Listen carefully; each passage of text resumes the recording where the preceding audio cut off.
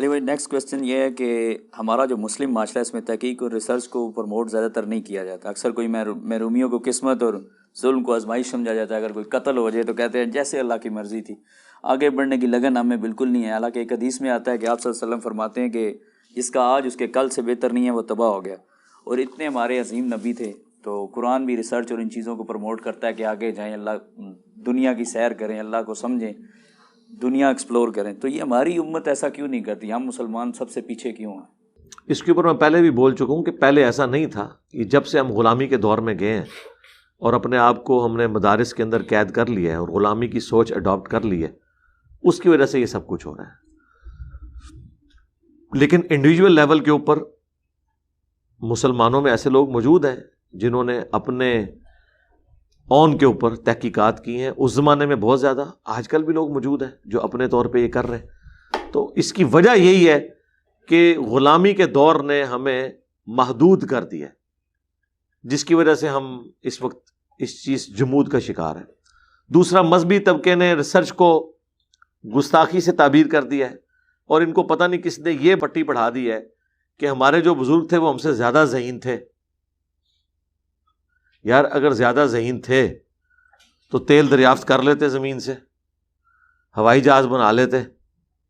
ہاں آپ یہ کہہ سکتے ہیں بعض معاملات میں ان کی کرائمنگ پاور یا ذہانت زیادہ ہو سکتی ہے. اوورال آپ کس کو کیسے کلین چٹ دے سکتے ہیں؟ مجھے بتائیں کوئی صحابی ایسا ہے تھا جسے 6 لاکھ حدیثیں یاد ہوں؟ امام بن حنبل کو, بخاری کو تو یاد تھی. یہ پریکٹیکلی ایک چیز سامنے آ گئی ہے. اب مطلب آپ یہ کہتے ہیں گستاخی شروع, گستاخی تو ہو گئی ہے, میں تو نہیں کی تھی, امام بخاری نے کی تھی یہ 6 لاکھ حدیثیں یاد کر کے. سب سے زیادہ حدیثیں حضرت ابو ہریرہ سے روایت ہے, 5000 ہیں. چلیں وہ آپ کہیں گے 6 لاکھ ترک بن گئے.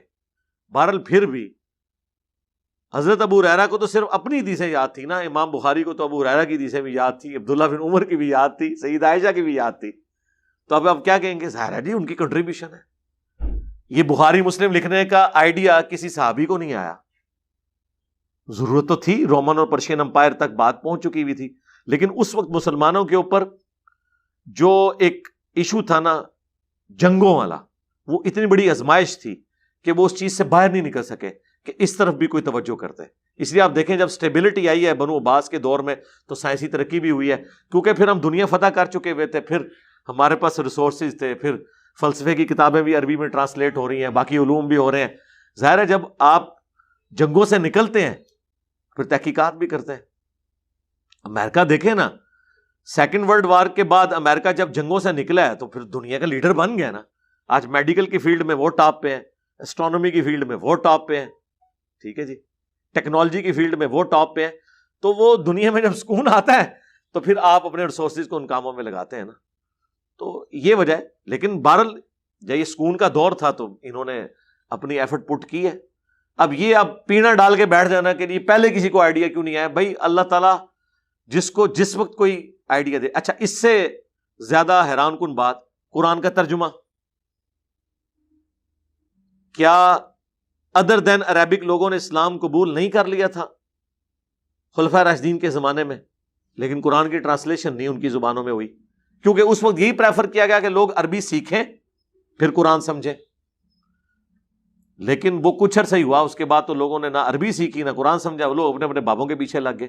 یہ تو اللہ نے شاہ ولی اللہ دہلوی کے دماغ میں بات ڈالی کہ انہوں نے قرآن کو نہیں پڑھنا, مہربانی کرو. انہوں نے اپنے آپ کو یہ بات سمجھائی کہ انہوں نے کہا میں نے تو ایسے معاشرے میں آنکھ کھولی ہے کہ کتابوں کا دین اور بابوں کا اور وہ کہتے ہیں میں نے خواب میں دیکھا حسین ابن علی نے مجھے قلم دیا ہے, اس کی تعبیر میں نے یہ کی ہے کہ جو مجھے سمجھ آئے میں وہ لکھوں. قرآن کا ترجمہ انہوں نے کیا, ان پہ فتوے لگ گئے کہ انہوں نے فارسی میں قرآن لکھ دیا ہے, قرآن تو عربی میں تھا. آج جو قرآن کے ترجمے آپ فخر سے پیش کرتے ہیں کہ آپ اعلیٰ حضرت کا ترجمہ پڑھیں, یہ وہ لوگ تھے یا ان کے بزرگ اس زمانے میں وہ تھے جو قرآن کے ترجمہ کرنے کو ہی گستاخی سمجھتے تھے. آج آپ فخر سے کہتے ہیں نا, اس وقت یہ گستاخی تھا. بارش کا پہلا قطرہ وہ بنا. ہم نے بھی دیکھا لوگوں نے کتابیں کو نہیں پڑھنی, میں نے 2-2 4-4 صفحوں کے پمفلٹ لکھنے شروع کیے, ٹو دی پوائنٹ. کتاب قرآن نہیں کسی نے پڑھی, اتنی موٹی کتابیں کون پڑھے گا. پھر اس کے بعد دیکھا یار پڑھنے سے بھی آ رہی ہیں, ویڈیوز میں چیزیں ریکارڈ کرائیں تاکہ لوگ حق بات تک پہنچے. تو کس کو کوئی بات کسی بھی وقت سوٹ سکتی ہے, اللہ تعالیٰ کسی کے دماغ میں شرح صدر کر دیتا ہے، اس کا سینہ کھول دیتا ہے، یہ اللہ کے کام ہے۔